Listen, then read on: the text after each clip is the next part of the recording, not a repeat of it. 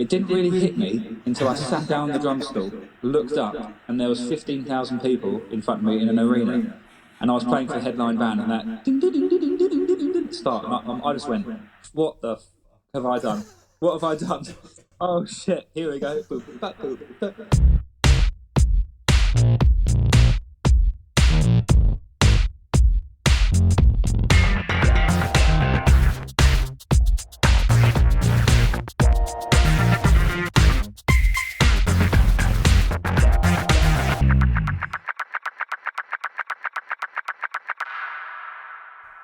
Okay, so Ben Thompson, welcome to Kredd, and today we're going to talk about two favourite subjects right now, which is music and your bad self. Exactly, yeah. Well, thanks very much for having me. Our pleasure. It's our pleasure. So currently, where are you sitting? I'm currently sat in a nightclub, as you do. Half two in the afternoon. Half two in the afternoon in the lockdown. No, I'm not an alcoholic. No, it's just one of my my side businesses is I own a nightclub venue and a cocktail bar, and it's got much better Wi-Fi than my house and is around the corner. So I thought I'd pop down here because I had to do some work here anyway. So brilliant. So how did you? I mean, look, obviously we'll get to the music in a minute, but people are going to be interested. How come you own a nightclub and cocktail bar?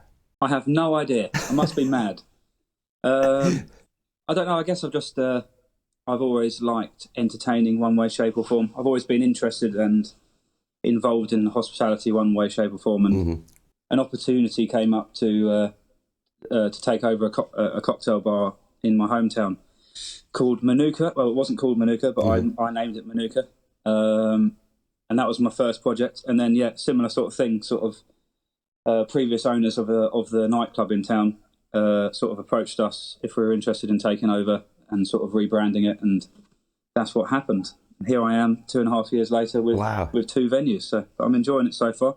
It's good. Brilliant. It's good fun because there's quite a lot of travelling time and stuff like that when you're on tour and on the road. So it's nice to sort of have something to have to monitor when you're on tour rather than just watching Netflix. Yeah, exactly.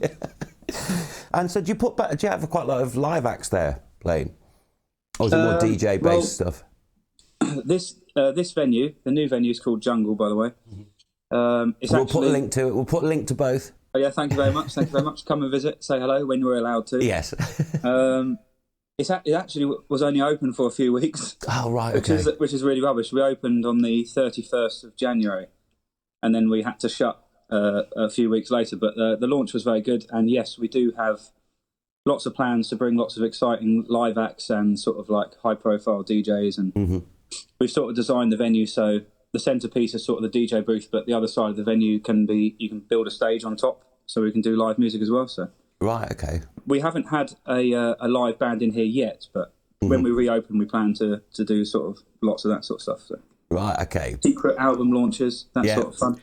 Nice, yeah, great. That's the idea. Yeah, well, DJs and live music kind of can sum up your career partially, can't it? Because you're kind of known for a particular band, Two Door. Yeah. You've also worked with Phoenix as well.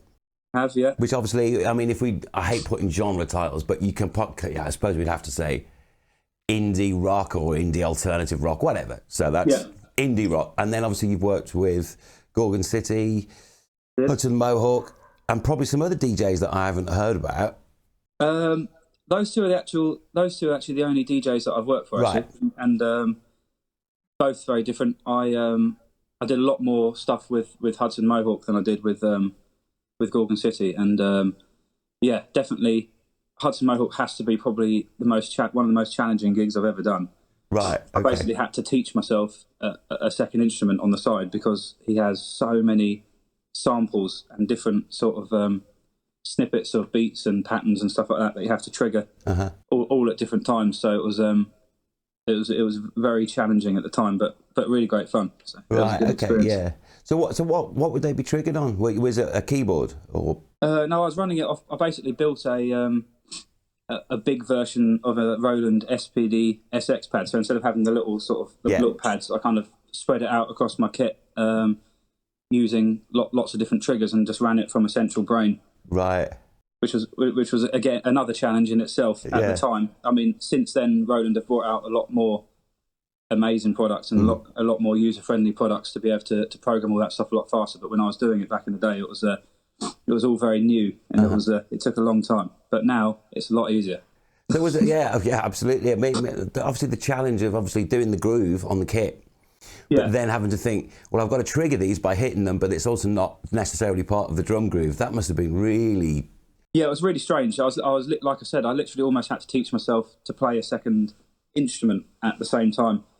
But I got the hang of it in the end. It was good fun. But some of the patterns were like 2 bars, some of them were 8, and then some of them were just random noises placed in really strange parts of the bar. And I don't know how familiar you guys are. Obviously, like Hudson Mohawke's produced a lot of drums and stuff like that for big artists like Kanye West and stuff like that. So he's super specific with his ear as to where everything went. So if you slightly didn't hit something in the right place or something like that, he would definitely give you the look from over the decks. Like, what was that? But we didn't do that too often. But we're only human, you know. Dropped a stick and it hit the pad. That's honestly what happened. Exactly, of course. Yeah.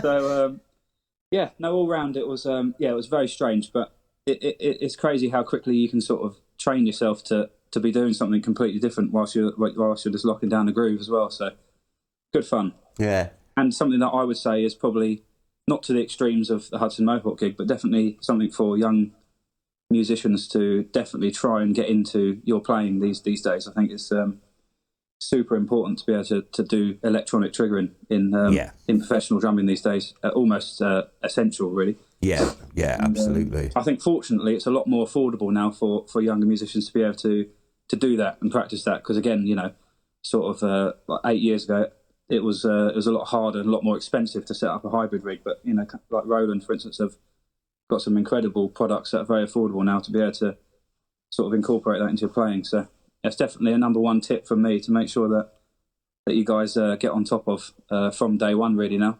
Yeah, absolutely. I mean, so how did it come about, that gig in particular? The Hudson Mohawke gig actually came about from me playing with Phoenix. It's the I know, yeah. Like they say, the music industry is very, very small, and it's a very small network of people, and you know, your reputation is very important, I guess. And the manager of Phoenix just rang me up and said, "Yeah, Ben's your guy for this." I'd spoken to him a couple of weeks before to say that Tudor were taking a year off. We had done like a ridiculous touring schedule for about 4 years on the trot without pretty much any time off. And I stupidly was like, I don't want time off. I'll go play with somebody else for a bit. So that's how that came about. I got the phone call, and then 2 weeks later I was in the studio with Ross. And we spent about 2 weeks just playing with samples and where to put them and how to spread it across the kit. And then we went into a sort of studio with other musicians and turned it into a live show, really. So that's how that came about, literally. Wicked. Again, like just through the old school recommendations. Exactly, yeah. Everything that I've got is I actually managed to do the depping for Gorgon City. What I was rehearsing with Hudson Mohawke in a studio in London, and Gorgon City were downstairs, and my drum tech also drum teched for Gorgon City, and introduced us, and we got talking, and they were like, "Yeah, no, our drummer can't do some shows. If you're up for jumping on." And they came up and watched a little bit of the rehearsal and were like, "Yeah, no, you've got the gig." So that's how that came about as well. Right. So small world how it works. Yeah, serendipity and happenstance, I think. Exactly. Yeah. So what was different about the Gorgon City one from the Hudson? Because obviously it's similar-ish areas of music. Yeah, I guess sort of Gorgon City was a lot more simple. It's much more house music. So. It was just a simpler gig. I mean, maybe it's because I played with them for less as well. But yeah, like if you just have to listen to a track of each of theirs, and you know, the Gorgon City stuff's very much, you know, the 4 on the floor and that sort of tempo. Whereas Hudson Mohawke's all over the place. It's got some crazy wild stuff going on, and I had 3 electronic kick pedals for different pitch sub kicks and all that kind of stuff. It was a bit crazy. Yeah, so it's not a gig you could jam on the night. No, not at all. No, it's very very, very structured and quite strict, because everything had triggers on it, so there was no space for error or sort of that sort of extra flair. I guess it was quite set in its way, not in a bad way. I'm fine. Every gig's different. I'm fine with that. It's just if you're hitting something and it's going, you don't want to hit that in the wrong place. So. Yeah, exactly. I mean, how did that feel? I mean, because that's really constrained, but as you said, in a good way, because all gigs are different, but it's kind of totally different from playing in a rock group, where obviously you've got song structure, but things tend to ebb and flow more. Sure. How was that approach or feeling for you? It was straight. I think I'm kind of used to it, because obviously Two Door, when they first started, they actually toured for nearly a year without a drummer. They toured with a MacBook, so I became a human drum machine. So I think from the very start of my professional drumming career, I've sort of trained myself to be sort of a drum machine, but with that sort of human feel to it, and so it didn't really throw me off that much that he was almost somewhat telling me what he wanted me to do, and then I kind of did it and added in my own sort of personality and human element to it. So it didn't really freak me out that much. It was just more like I said, just how alien it was. Like with Two Door, there is electronics in it, but it's very basic, sort of like the odd kick and E snare or hand claps. Whereas this, I was actually triggering 4-bar patterns. So it was that was the biggest sort of intimidating thing for me, I guess, was the difference of that. But the actual, the bottom line concept of it didn't really freak me out that much, because I was used to playing with guys who are used to playing with programmed drums, if that makes sense. Yeah. So because it was with Hudmo, it was his first time ever playing with a live drummer as well. Right. He's only ever sort of DJ'd, so I sort of had an understanding of how people who had toured or worked a lot with just drum machines sort of heads worked, and how to sort of approach it and slowly add in those sort of human touches. Yeah, that's sort of how it happened, really, and it didn't really faze me that much. Yeah, that's great. Yeah, but brilliant experience, and definitely sort of forced me to learn not only how to program electronics, but how to run them live very fast in a very short amount of time. So yeah, I was very thankful for that, and sort of adding that skill, because obviously since then everything's just sort of blown up with the electronic world. So I kind of had that skill embedded in me from the early days. Yeah, well, I mean, as you said, I mean, it's such an important skill for any new drummer to not close the door off and say, no, I just play acoustic drums, and someone else can deal with that, because really most band setups or artist setups, they tend to rely on the drummer. Yeah, 100%. For the timing, and for the structure as well, quite often. Yeah, and I think the big thing is these days is like so many bands and the way that technology's moved on, everybody's sort of running a backing track of some sort now.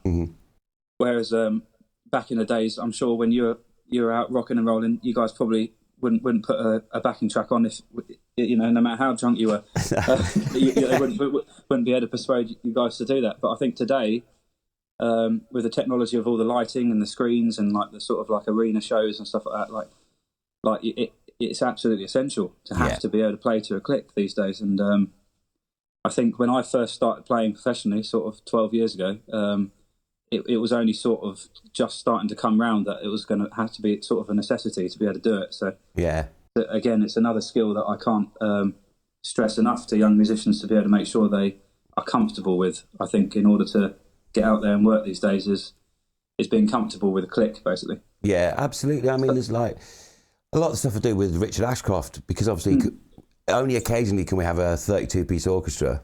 Yeah, of course. It's like, we'd love to have it all the time. Yeah, we'd love to, but budgets are what they are. So, I mean, there's been times where we've used tracks. So we'd have a guy at the side of the stage, a guy called Ali Staton, actually, running the tracks, but that then feels really restrictive. So then we moved it on either to the keyboard player is playing them all, or playing half of them, and the drummer's triggering the other half. Yeah. So we can still move it around. So if we want to extend the song or take it down or whatever, so it really is for pretty much any form of music, really. Oh, 100%. Yeah. No, I don't think, obviously, I've been pretty busy on the festival scene for the last 10 years or so, and nearly every band I see all has some sort of backing track, and that's not. I think often a lot of people think that people use backing tracks, because they're cheating and stuff like that, but it's not really like that. Two-door, it's very, very minimal stuff in the backing track, but it's, like you said, it's important. If you can't have a percussion player on tour or something like that, you want to have. I've only got two arms. Yeah. I can't play a shaker, a tambourine, and the drums and everything at the same time. So it's nice to sort of have that addition somewhat. But all of the backing tracks that I'm queuing are being translated into time code, which then obviously goes to all the lights and all the screens and everything like that. So it's quite a big responsibility if you're queuing the tracks as well. Yeah. So I do that with two-door. I run all the backing tracks, the electronics, and obviously the acoustic drums. So yeah. There's quite a lot to it. Yeah. Quite good fun. So you could ruin the music and also ruin the light show as well. Exactly. I can really mess with them. I really mess with them. If I don't cue the backing track properly, the lighting guys like this at the front. Yeah. It's all good. That way it hasn't happened that often either. Yeah, of course. Promise. Of course it hasn't. Of course it hasn't. No. Yeah. So let's take you back to the beginning. Yeah. Okay. Before, obviously, because you entered kind of the music education sort of setup, which we'll come to in a minute. But why did you start with music? What was it about music that made you go, maybe as a kid or early teens, I've got to do this? My dad's side of the family is very musical. So my nan was actually a very famous opera singer. Right, okay. I know, surprising. And my dad has always been in bands and played music sort of on the side of his work. So I guess I've grown up surrounded by sort of a house full of live musicians somewhat. So I'd always sort of jump on and try and play the guitar or something like that and the piano. And, my dad always wanted me to be a guitarist and sort of follow his footsteps. And I tried it and I was just like, this is not for me. I'm too interested in banging on a desk, not as in that sort of way. Do you know what I mean? I mean as in banging on the desk in school. And sorry about that. Cut that bit out. And I used to drive all the teachers mad, and I'd be picking up like my mum's salt and pepper shakers and jamming along to music. So I think it was just kind of obvious from a young age that I was a percussive human.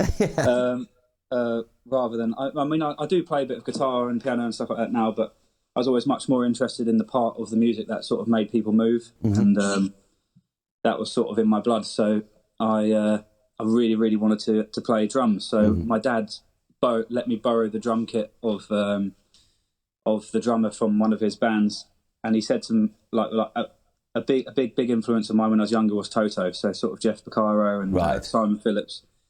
They were the drummers because it was one of my dad's favourite bands. So I naturally just loved it as well. Just listened to a lot of Toto, and he said to me, "I'll get you this drum kit," and he says, "I'll buy you a drum kit if you can play Rosanna." Oh, thanks. And I was like, "All right, cheers, Dad. Thanks so much." That's not an easy one. Not the easiest of drum beats to do, but I locked myself away for a couple of days, and I went, knocked on my dad's door and said, "Dad, come have a listen to this." And he went, "Oh shit!" Right, here we go. Off we went straight. We went down to the shop and got my. It was my birthday anyway, so it worked out quite well. Good timing for everyone. Yeah. And that's how I got my first drum kit, and that's how it all began, really. Wow. And what kit was it? Can you remember? I bet you can. It was a performance percussion. Right. Okay. And it was like an electric blue sparkle, and I loved it. And it's actually still going round my hometown as people's beginners kits. Brilliant. I had somebody randomly message me about 2 years ago going, "I think I've got your first drum kit. I bought it off Gumtree or something like that." And I was like, "Oh, cool, still going strong." Right. Still going around. So yeah, that's how I got into playing. Right, brilliant. So then you're playing. You're at school. Yeah. Did you form bands at school? Did you get in working with other people? Yeah, no. Literally within 2 months of me starting to play the drums, or owning a drum kit, I rented a scout hall for £20 on a Friday night. Invited all my friends, and me, my dad, and my best friend made a Marilyn Manson tribute band. And brilliant. We invited. It must have been about 50 people there. Obviously, all friends and a few of the parents sat there, putting their big smiling faces on, pretending that they're listening to us with black nail polish on, playing Marilyn Manson hits. Probably one of the most embarrassing gigs I've ever done. But hey, it was good memories, and I'll never forget it. But yeah, no. From then, I sort of went on to the function band. See, I auditioned for function band because I was like, I would like to, get a job of some sort and start trying to make a career out of music somewhat. So I joined a band called Murdoch's Crazy Eyes, and they're still going today. Oh, they're brilliant. They're still going very strong. But yeah, so that was a bit of a wild one. I was about 15, 16, pretending that I was 18, travelling around the country playing in walkabouts. Right. Yeah, sneaking me in the back entrance because I didn't have any ID, obviously. Yeah. Playing, The Power of Love to 400 or 500 very, very drunk people. But and from there, yeah, I went to music college. It's really interesting, that whole function band thing, because that's how obviously Steve White, the drummer. That's how he started as well. Okay. It was, I think, okay, I need to earn some money. I'm not out, I'm still I'm too young to actually to get into these clubs. So if I just play in function bands around London, not only will I get in and enjoy playing, but it's being forced to learn songs really quickly and song structures, many different forms, genres. Exactly, yeah. Yeah, that was the biggest skill that I learned from that, is that they'd be very proactive with learning new songs every week. And obviously when you did weddings, which was at least one a week usually, they would have requests, and it was just constant learning of songs, like hundreds and hundreds of songs that we had to learn. And and all different genres as well, I guess. Yeah. And that very much sort of gave me that skill again very early on to learn songs quickly, which again is essential, to being able to do that. So I loved it. I very much enjoy it, and I do still occasionally jump on and play a gig or two with them when I'm at home. It's good fun. Brilliant. Okay, so then music college, because when I started, or musicians of my kind of age, if you wanted to go to a college or a university, you went to arts college. Yeah, sure. Because that basically meant there was no pop music courses. No, that basically meant you didn't really have to do anything, and you'd meet some arty types who would probably want to form a band. Yeah. But obviously since, I don't know, probably like 15 years ago it kind of started, particularly with the whole BIMM group and everything, where popular music education became a thing. So was that like a really good opportunity for you to pretend to go to university? Exactly, yeah. Well, I'll tell you how it started, actually. When I was, again, sort of around the first year of me doing the function band stuff, so about 15, 16, my parents got me they paid for me to go to the BIMM summer school that they do. And that was absolutely amazing. I was just like, what is this place? I think it was only like the second year that it had been open. And like you said, it was a building that just did rock and pop music. Yeah. And everyone that worked there were all people that are actively working in the industry. And it just had a really great vibe. And I just said, look, I've got to go here. And then that September I joined. And I actually only ended up doing a year there because when I turned 17, that's when I got the two-door gig. Yeah. So that was it. I was off. Great. That was the extent of my musical education was a year, but it was a great year and a massive stepping stone into the professional sort of music industry for me. So yeah, absolutely. So how did, obviously you said you were there for about a year. Yep. Then you got the two-door gig. So how did that come about? It's the second that I went to BIMM, I sort of, I understood like how it worked and how to get the most out of it, I guess. And that was the fact that I guess the tutors there were the people that were going to give you the stepping stone to take it to the next level. So I tried to sort of, get as much out of the tutors as I could in terms of like, booking the extra sort of sessions and just talking to them and getting their advice. And I think I must have driven them mad, absolutely bonkers, just every day, like, oh, can I have a gig? Can you send me for a gig? Can I have a gig? Can I have a gig? They're like, look, you've only been here for 2 weeks, like, here's a chance. I got, I managed to, the head of drums at the time, Andy Nixon, introduced me to his agent, who was somebody called Sue Carling, who was quite well known in the industry. And and yeah, within sort of a week of me being introduced to her, she was like, "Oh, I've got an audition that sounds sort of perfect and sort of right up your street. Do you want to go to it?" And I was like, "Yeah, sure." I was like, "What's it for?" She was like, "Band called Two Door. They wanted to bring in a live drummer to their show, and yeah, it's for a couple of like 2-week UK tour. How does that sound?" And I was like, "Yeah, sounds amazing." Yeah, so set me up. Went up to London and did the audition, which was an interesting process. And yeah, that was it. Literally, the audition was on the Friday, and on the Monday I was in the studio rehearsing with them. Fantastic. And again, like, you know, I went up there doing the audition very much thinking, you know, this is for, you know, a 2-week UK tour, and here I am nearly 11 years later. Wow. And we're still touring. So yeah, well, it worked. yeah, it went well. It didn't, like I said, when I went up to the audition, I was I'd just about to start my second year, because it was just before, it was sort of the very beginning of September, just about to start my second year of BIMM.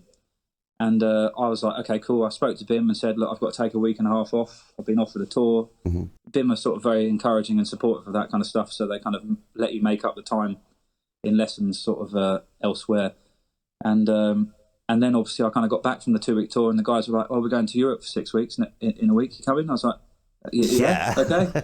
On the phone again to BIMM. No, I think they thought I was just making it up because I didn't like it.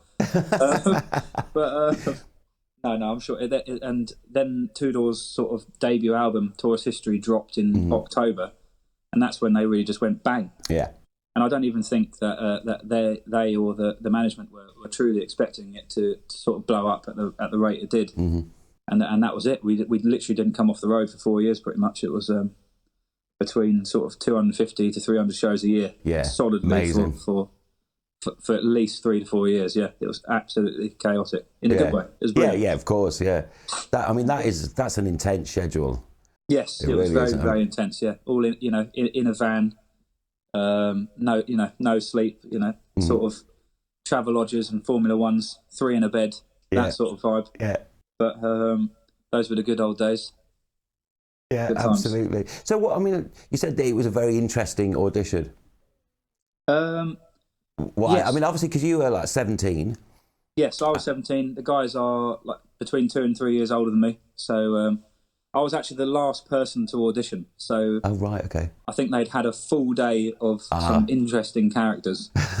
I think I was number 18 or something like that. Oh, good God. I'd come in. You could tell that they'd played the songs many times that day, and they were just like, "Oh God, I just want to go home." Yeah. I think Sam, the guitarist, he was just lying on the floor in his pedals, just like, "Oh God." He's like, "Nice to meet you. How you doing?"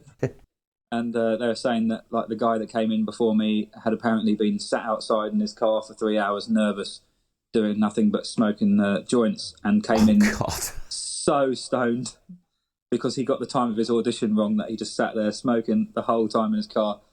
And I think by the time I came in, that was it. And but hey, I think as soon as we started playing together, everyone sort of went, "Oh, well, this feels right." And you know, Sam sort of stood up, and we started jamming and getting into it, and we're like, "This feels really good." So yeah, and here we are. Yeah, no, absolutely. Later. I mean, it's interesting that you said this feels really good, because a lot of people, obviously, particularly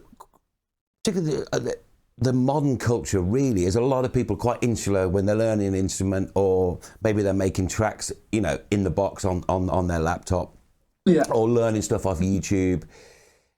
They can't, that point of the community feeling of people being in a room making music is actually far more important than someone's actual music ability, isn't it? 100%. Yeah, and this is what whenever anybody asks me about sort of advice on getting a gig or even just auditions and stuff like that, I say to people, look, the main thing you got to remember about, you know, becoming a touring musician, especially, is that, you know, you're only on stage for an hour a day, an hour and a half a day. The rest of it, you're sort of living a very strange, Big Brother-esque sort of world. Like, you know, you're all cramped into, like, you know, I think people think that these massive, beautiful venues have sort of like, you know, incredible dressing rooms and stuff like that, whereas 90% of them are absolute shitholes.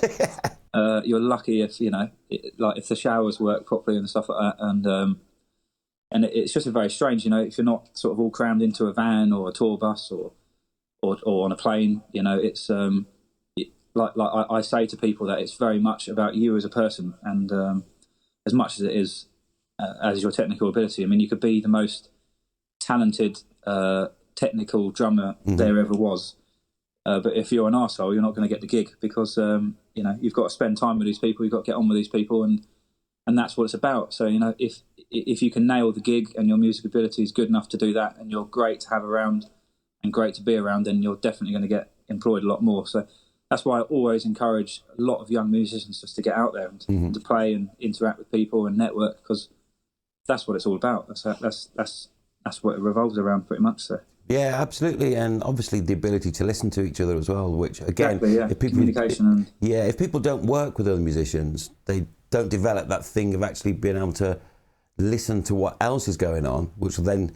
help dictate what you might want to put in between all the other sounds. Exactly, and I think that's a massive skill that I learned in BIMM, because in BIMM they have a module, I guess we call it, called Live Performance Workshop, and that was very great. So every week, all of the different sort of instruments would learn a track, and then you'd all get together for 3 hours in a week to perform the track in a venue through a big PA and you know, in front of a small audience and stuff like that. And it was a really amazing way to learn very quickly sort of how to interact with musicians and communicate with musicians, not just when you're not playing, but also when you are playing. So if something's going wrong when you're playing, like how you can sort of, you know, dynamically bring it down whilst you fix something. And you know, that I learned a lot of skills in that respect from those days in the Concorde 2 in Brighton. Absolutely freezing at 9 a.m. I was going to say early in the morning. Oh, so I live in Worthing, which is sort of like a 40-minute commute to Brighton.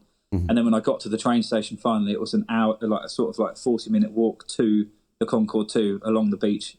Any of you that know Brighton in the winter will know that it's not so pleasant. So you'd get into there at 9 o'clock, completely soaked, and they'd be like, "Right, Ben, you're going to play I'm Coming Out by Diana Ross now. You ready? Up you go." I'm like, "You're bloody joking, aren't you? I'm soaking wet." But hey, it was good. It's good. Forced us to learn in a good way. Yeah, that's really good. I mean, it's that building up experience. And obviously you'd had a background of that with the function band stuff as well. Exactly, yeah. So that was kind of just more focusing it on, right, it's right here, right now, we're doing it, get up. Doesn't matter if you're soaking wet, it's early, you're tired, you're going to play it. Yes, exactly that, yeah. Yeah. Which is exactly what touring's like. Because, you know, you can, you know, you'll be in Japan one minute, and then you'll be straight off stage onto an overnight flight to Australia, straight into a van, straight to a festival site to do it all over again.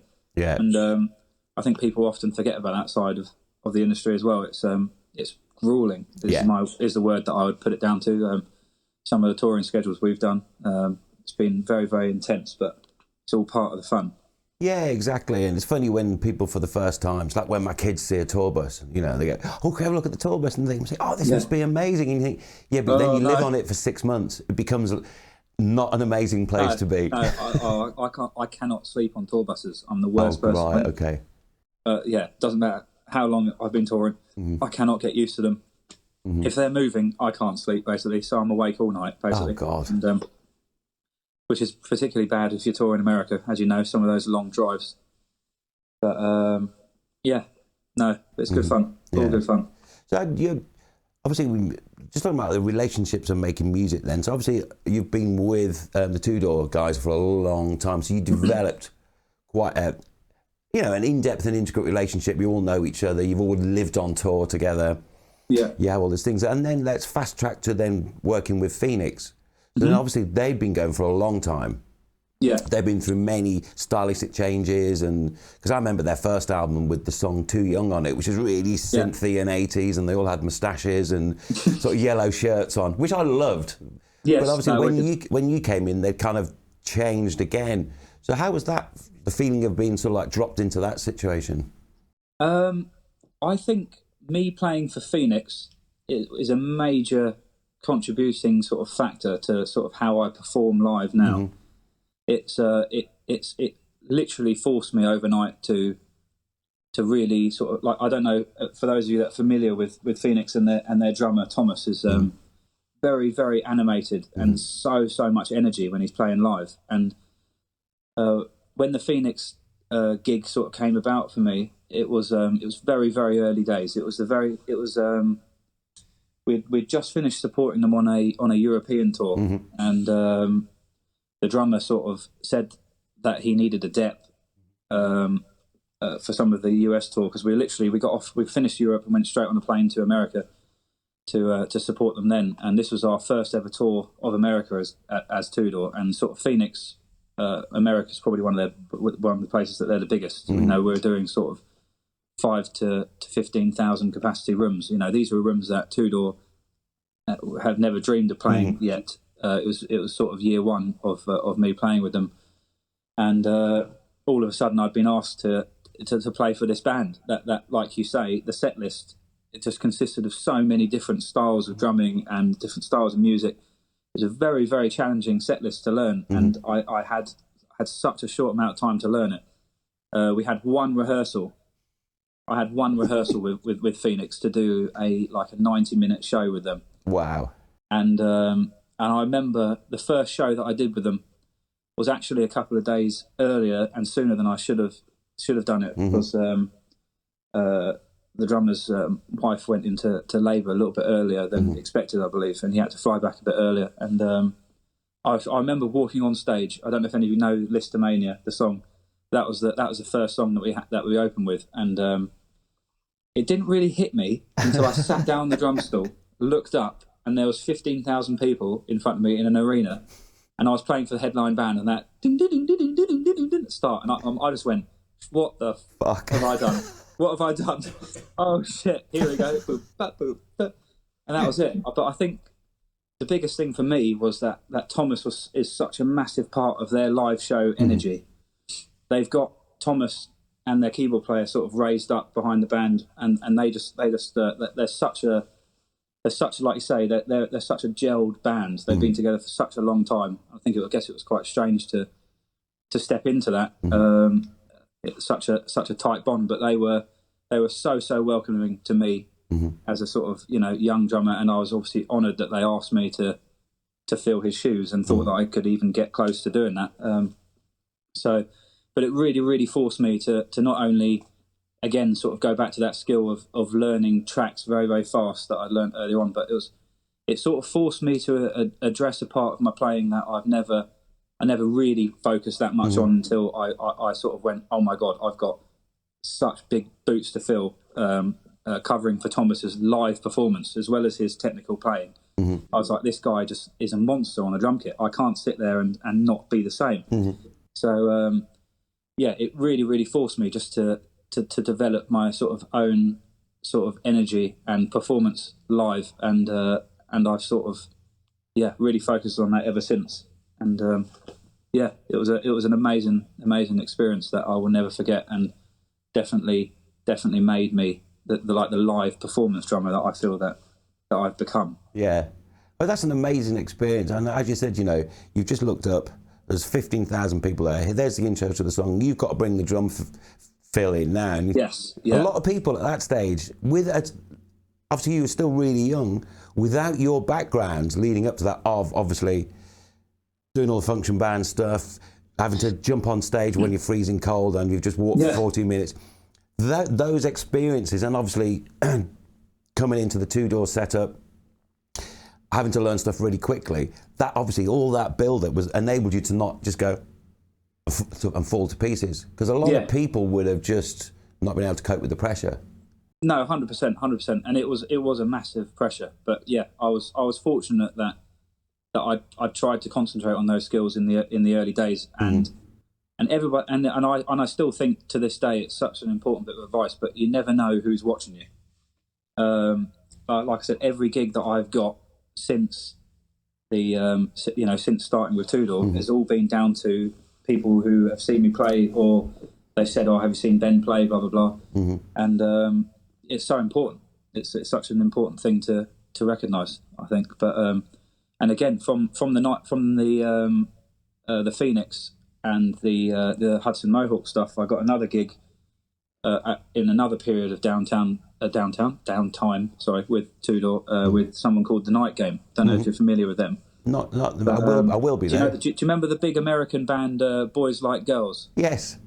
Okay, so the singer of that, when they broke up, went on to becoming a very successful songwriter and producer for, you know, he's written and worked with some massive pop artists, and he sort of got to the point of, I think it was coming up to 10 years of sort of writing songs for other people, and he's kind of like, I want to write my own music again. I've kind of had enough of this, and he put together a band called the Night Game, and again, he very early into the band's career, they got the main support for John Mayer's sort of world tour, and sort of gained a lot of fans and stuff like that from that, and they have had Dave Ehrlich playing drums to them, and I think it got to the point where he couldn't do it anymore, or something like he had to go back to, I think, to Mars Volta, I think he was playing for, someone like that. He had to go back to one of those, and I got the phone call from the same Phoenix's manager again, going, Ben's your man, like he'll learn your set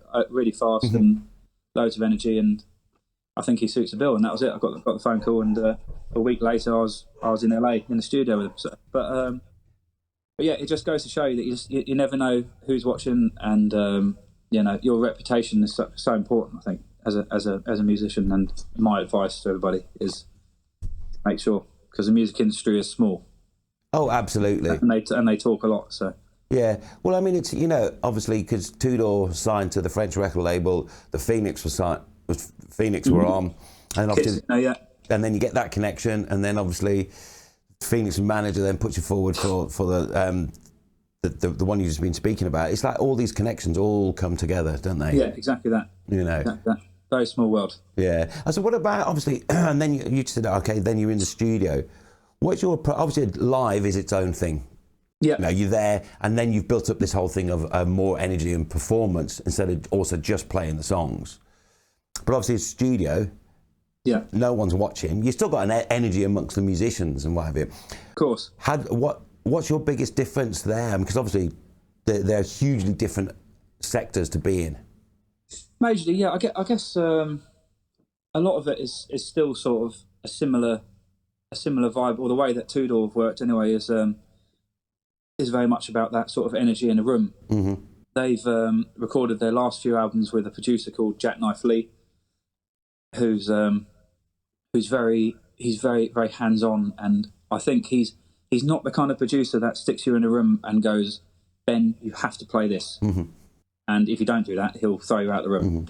He's very much right, I'm going to push record, and I'm like, okay, and he goes, actually wait a second, and he'll play some obscure music in your headphones, sort of like in the feel and the vibe of what the track's going to be, and he'll be like, right, go for it. Boom. Great. And then I'm like, shit, okay, boom, and then something great will happen. Yeah. He's one of those guys, and it's all very much about that sort of chemistry in the room, and connection and vibing off musicians and other musicians, and it's always been very cool. Obviously, Alex, the singer, you know, predominantly writes a lot of the music for Tudor, and he will often send me sort of the demos with very sort of basic program drums, and then when we come to the studio, I'll sort of add my bit into it, and yeah, and that's sort of what happens really. But I don't overly treat the studio that much differently. You know, I try and sort of capture the energy as if I am playing in front of, you know, 50,000 people when I'm recording. Obviously, for not every genre of music that you're recording, that vibe works for. Yeah. But Tudor's very sort of upbeat. It's, you know, it's quite energetic tracks, and very much about that vibe and that chemistry. So that's sort of how I approach the Tudor stuff when I've been in the studio with them. So right, I like what you said about it's about the energy and the way the producer works. Oh, just play something, right? Go on, then let's record. And that, what I think is interesting. Obviously, it doesn't work for everyone, doesn't work for every band, every producer. But what I like about that approach, which is something that I've always done, and people I've worked with, it's the same sort of thing. Is just go for it. Don't overthink it. This is the vibe we want. Yeah, exactly. Yeah. Just let it go. Yeah. Yeah, it's not. It like I say, it's not that sort of really sort of heavy structured sort of produced pop music. I think it's much more about what happens. You know, like some of the tracks that we've recorded with Tudor, like, you know, Jackknife will be like, right, I'm going to slow the track down by 50 BPM and just solo, see what happens. Right. Okay. and like we've had stuff like that happen, and then he speeded it back up, and like it's actually made like a really cool like loop, and it's ended up being in the background of the track. It's just all about that kind of stuff and having fun. And I think they I think sort of Alex Jackknife and the guys like sort of they really take their time making the records and adding all those sort of creative bits in, and they have a lot of fun experimenting with different stuff. Like it's not a case of going in the studio, this is our sound, program it to this, bash bash bosh, and you're out in a week. It's very much let's hang this amp from the ceiling and swing it and put this mic there, and that sort of thing, which is always fun, and that's what music's all about, in my opinion. Yeah, it's that exploring to see what could happen. Yeah, exactly. How you can constantly change, and I think you can hear that with Two Doors albums as they go on. You know, I think you can really hear the sort of how young they were in the first one, and how and sort of if you compare that to their latest album, you know how much the sound has sort of changed and moved with the times is good. Yeah, I think, and that's why I think, and that's why I still think they're still touring and still releasing records. Absolutely, yeah. They're not releasing the same album over and over again. It's trying to push the boundaries and have a bit of fun with it. Yeah, which is a challenge within itself, particularly when you've got a fan base and a record label, exactly. And you've had a success doing a particular sound. It's then hard to just move it to the side a little bit. Exactly, yeah. But Alex is very good at that, and he's very stubborn in that respect of that he's going to produce music that he thinks that people want to hear, and that's rather than making the same single again over and over again. He wants to try and make another single as good but completely different, if that makes sense. Absolutely. It's been good fun. Yeah, of course, yeah. I mean, it's interesting you say he's very stubborn, because I'm going to get onto a mindset thing now, because musicians have to be stubborn, they have to believe in themselves, they have this intensely pressured and, grind of a lifestyle on tour, far away from home, with the same few people, but then there's the pressures of the record label, the pressure of performance, particularly and then the insecurities come in. It's like, am I good enough to this? Is this new song any good? And all those sort of things, which leads on to like the thing that I really want to talk about is like sort of the mental health of musicians, because in the past, a lot of people coped with the difficulties by, Syd Barrett onwards. We all know what happened there. That sort of territory. It was like, if you can't keep up with it, then you're just gonna, you overconsume things that you probably shouldn't be consuming. Exactly. Yeah. People are a lot more aware now through current dialogue. So how can people look after their mental well-being and health as musicians? Sure. I think, and thanks for bringing it up, by the way. Obviously, mental health, I think, is something that's so important that people talk about. I've lost friends that are musicians and stuff like that over, like you say, the pressures. I don't think people realise how sort of mentally and physically grueling it is to be on tour and sort of away from friends and family and stuff like that. And I think it's really important that people talk about it, because I think sort of as soon as 5 years ago, people weren't talking about it. I think it's all over the news now. A lot more, and musicians are talking about it a lot more, about their mental health and stuff like that, which is great. But which I think helps in itself, because I think 5 years ago, I think if you were saying that, I'm suffering with major anxiety when I'm on tour or coming back from tour, people would be like, what are you talking about? Whereas now I think it's a lot more accepted, and there's a lot more sources of help in place and stuff like that, I think, than there was 5 years ago. But I personally think the fact that it's a lot more out there now and a lot more people are talking about it is a major help in itself, because people, I think, used to think that they were, I don't know, different, or it wasn't normal to feel like that when you're on tour. But, technically what we're doing going on tour and throwing our bodies through 5 or 6 time zones in 2 or 3 weeks is not a natural thing that the human body was designed to do. No. Let alone, when you land in this foreign country, absolutely sort of, completely jet lagged, and you've had 2 hours sleep and got straight off stage, hadn't had a shower yet, and you're all of a sudden, you're backstage again. I think sometimes people forget that even when you're that tired, you still got to get on stage, and us as musicians, we're there to entertain. You know, people have spent a lot of money on the tickets, and some people have travelled a long way to come and see you. So, you know, we naturally want to put on our best performance every single time and not deliver anything else. So that's a massive sort of pressure in itself as well that people, I guess, forget about. And but yeah, in terms of how to deal with it, it's everybody's so different. Everybody, I think there's so many different ways. But I think the biggest thing that helped me, because I used to sort of, you know, especially back in the early days, I would come home from 8 or 9 weeks tour. I've done minimum of 7 shows a week, because sometimes we were doing 2 shows in a day, maybe a couple of radio sessions, a TV show, and then all of a sudden I'm back in my bedroom in my parents' house, and my mum's shouting at me because I haven't cleaned my room. And I'm like what the fuck is going on? Yeah. And I remember the first time I ever had a major panic attack. I was driving down the M25, and it just hit me. It went bang, like literally. I was doing 70 miles an hour. I couldn't see anything. I pulled over to the side of the road.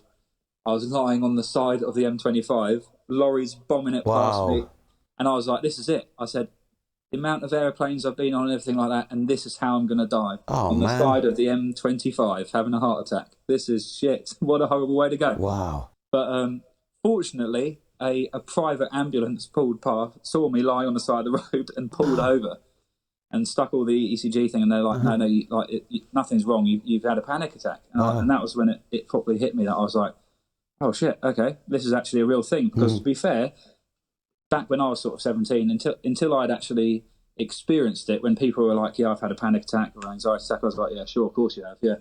Whatever. I thought people were just being dramatic, but it was actually one of the most terrifying experiences of my life, and I didn't really understand it. So my dad introduced me to somebody to talk to about it, and she sort of explained to me sort of like the science behind the fact that, you know, your body is used to releasing a huge amount of adrenaline, sort of 6-7 times a week, to do these massive shows, and you're coming home and, you know, you're sat in your pants not doing anything, so your body, like that, it's essentially just a massive release of adrenaline. And when it was sort of explained to me, and she gave me some really great techniques, which you can, you know, there's loads of techniques online to sort of YouTube and all that kind of stuff, about your breathing and stuff like that, how to calm yourself down if you are having a panic attack. I think the biggest thing for me as to how to deal with anxiety particularly was understanding it and knowing that what it was, because I think it was so alien to me that time I was driving. I'd never experienced anything like it, and I thought I was dying. But I think once you train your body to know that you're not dying, it's just doing what you usually ask of it, but you're just not doing it that particular week. It becomes a lot more manageable, and I've taught a lot of friends that are musicians that tour, like techniques that I got taught in terms of breathing and stuff like that. And if anyone ever wants to message me about it, I'm always happy to share that information as well. And I haven't really suffered from it at all since. And I just think it's great now that so many musicians are talking about it and understanding it, because what we do as touring musicians isn't what we were built and designed to do. No. And as I mentioned before, so understanding that and understanding how to manage that and sort of look after your body is really important part of getting over that, and just remembering that, you know, the music industry is a small community, and there's always somebody that will talk to you, and you know, I have a lot of people messaging me about all sorts of stuff, but I'm always happy to help, and just getting people to understand that they're not alone, and it's very natural to sort of have the ups and downs of touring, because it's strange going from having thousands and thousands of people screaming at you and playing, and, you know, this can be whether you're playing in front of 100 people or 100,000 people, it doesn't matter.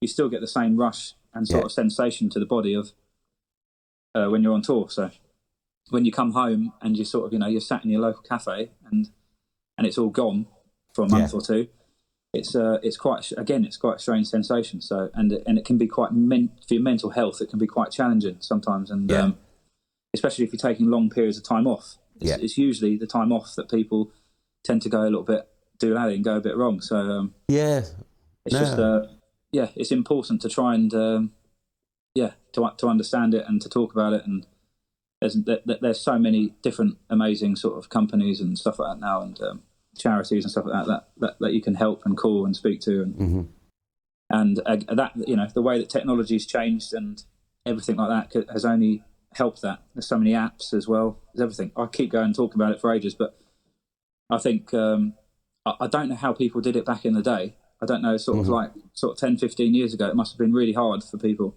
which because it was a lot harder to talk to people. And because no one less to offer. So no one spoke about it.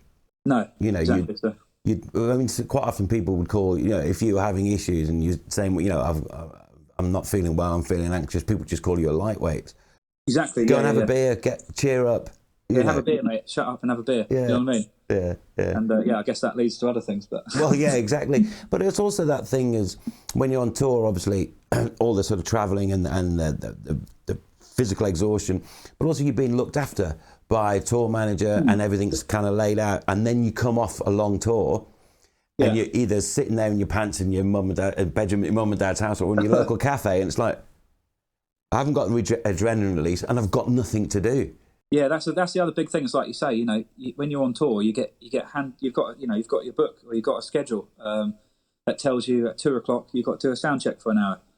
You know, at 4:00 you've got to go do this radio session, and then at 6:00 to 8:00 you can go and have your dinner. It's cooked for you backstage. Yeah, and then at 9:30 to 11:30 you're on stage, and then blah blah. Yeah. It's very structured, and when you come home, that's just completely gone. There's nothing to it, and it's a very strange sensation. And I don't know a single touring musician that doesn't struggle from like to sort of adjust back into normal life when they are off the road for a few months or so. It's very strange, and it's very hard to explain. But I guess my biggest thing that I can say is that, you know, that feeling that you have, you know, you're not alone. Like everybody, most people I know suffer from the same thing. Even now, you know, like even now when I get back from tour, I sit there for the first week like, oh, this is horrible. Don't know what to do with myself. Yeah, especially after a long one. It's just, but it's just, you know, we're only human at the end of the day. That's exactly what I was going to say. It's okay because that's why we make music that people connect to, because we're humans making music. Exactly. So it's okay to not be okay. So exactly that. Yeah. Right. Well, let's move off that. Let's go on back to what will obviously, as you're a drummer, be your favourite subject. Yeah. Your drums. Oh yeah. So what? Because I mean, drummers are amazing because I do a lot of work with drummers. They are the most sociable and giving of all the musician types. Okay, but drummers love. No pun intended. What we do? Drummers love to talk about drums, and then so uncompetitive with each other. Whereas bass players tend to not want to talk about bass guitars, and then lead guitarists are like, "I'm not telling you a thing; it's all secret. You can't possibly tell you my genius." But what kit do you play, and are you endorsed by anyone? I've been fortunate enough to be supported by all the companies that I use pretty much from when I first started two-door, 17 years old. Pretty much all of the companies that I use now, I've used sort of since day one. I've never really been the kind of drummer that just sort of accepts an endorsement and freebies and jumps between different companies just because they'll give me more free drums. I've always loved the companies that I'm fortunate to be part of their families of since day one, and I've sort of luckily they've all very, very supportive from day one. But I use DW drums. I've been an artist of theirs for over 10 years now. Zildjian Cymbals, the lovely Tina. Exactly. Tina Clark, shout out to you, legend. Vater Drumsticks, Remo Drumheads, and Roland Electronics. I use, and then I've got other cool products on my kit, sort of like the Portland Davies, the seat that they use. So it's got like a speaker sub built into it, essentially, so you can feel more connected to to everything live rather than having a big old sub on stage. It's brilliant product. And I've been with those companies for all these years, and they've been amazing, and I wouldn't use anything else. Fantastic. Well, we're going to put links to all of them, so people can check them out. And as I said, you know, any of the music we've been talking about, so any of the artists, we'll put links to Amazon. So, you know, Brilliant, thank you. Anyone watching it can go, and instead of just looking at it on YouTube, they can actually click on it and they can buy it. Nice. And share Thank the you very love. much. If you could pick 3, this is a tough one actually, 3 tracks that you're most proud of playing on or performing by any of the artists. Ooh. It's a tough one, isn't it? I should have given you a build-up for that. Oh no, that's a really hard one.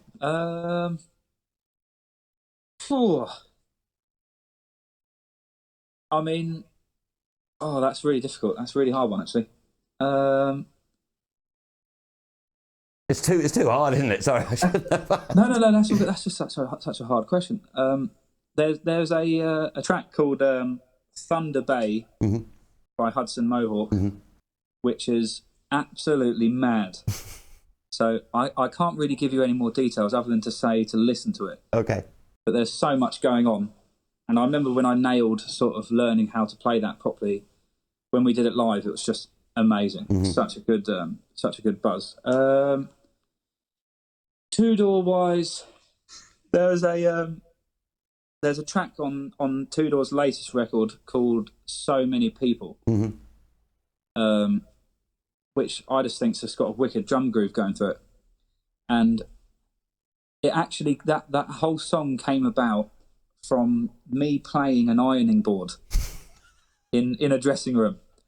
I was actually jamming on an ironing board going, and I must have sat in the dressing room on my own for 40 minutes playing this ironing board going, this sounds so great. And then Alex, his singer, just walks in and he goes, that sounds amazing. What is that? I'm going to record it. And he recorded a sample of it, and that sample actually ended up going on the album and actually made the whole feel of the track. Which again, if you ever listen to it, it's called So Many People. It's got a really cool vibe to it, and it's got that sort of, and that is actually me playing an ironing board in the background. So that's fantastic. That's definitely quite a good one. And then what else? I guess I'm trying to pick one sort of from each of the artists. There is a track by Phoenix called Lasso, which is it's a very, very simple drum part until you have to play it, if that makes sense. Yeah. And if you listen to it, Lasso by Phoenix, you will understand what I mean if you then try to play it live. And I spoke to Thomas about it, the singer, as to sort of like how they came about making that drum part, and he said that he used to write and record a lot of his drum parts on a keyboard. Right. I don't know if you remember when you were at school, the little Yamaha keyboard. And he said that he literally just came about doing that,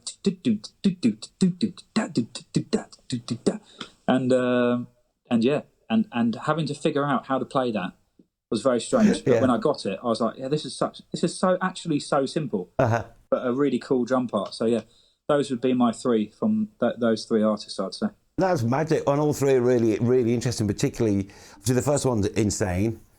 Second one came from an ironing board. Yeah. And the third one came from one of the old little Casio keyboard thingies. That's fantastic. Exactly. Yeah. So that's got to be it. There's so many amazing tracks out there, but they're the 3 that probably stand out to me as the most fun at the moment. Yeah. Oh, that's brilliant. So what do you? Obviously, we're all on downtime. Yeah. Because of the current situation. But are you doing any music at the minute?